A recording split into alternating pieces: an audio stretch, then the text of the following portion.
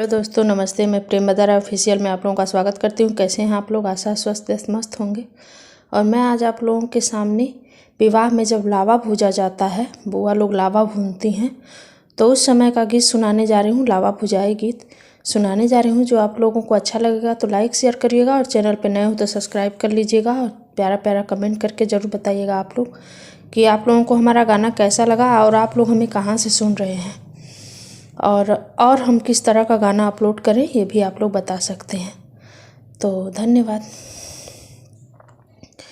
मटिया के चूल्हिया बरत नइखे बाबा हे, सोनवा क चूल्ही बनवाई हमरे बाबा हे, सोनवा के चूल्ही बनवाई हमरे बाबा हे। मटिया के चूल्हिया बरत नइखे बाबा हे, सोनवा के चूल्हिया बनवाई हमरे बाबा हे, सोनवा के चूल्ही बनवाई हमरे बाबा हे, सोनवा के चूल्हिया।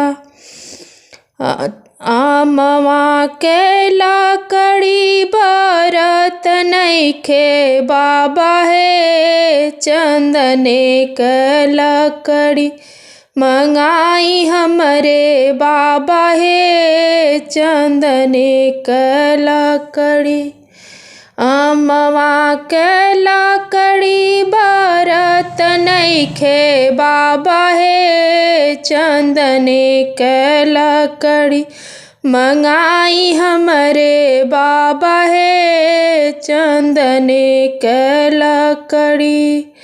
अगहन के धानवा फूटत नइखे बाबा हे, बासमती धानवा मंगाई हमरे बाबा हे, बासमती धानवा।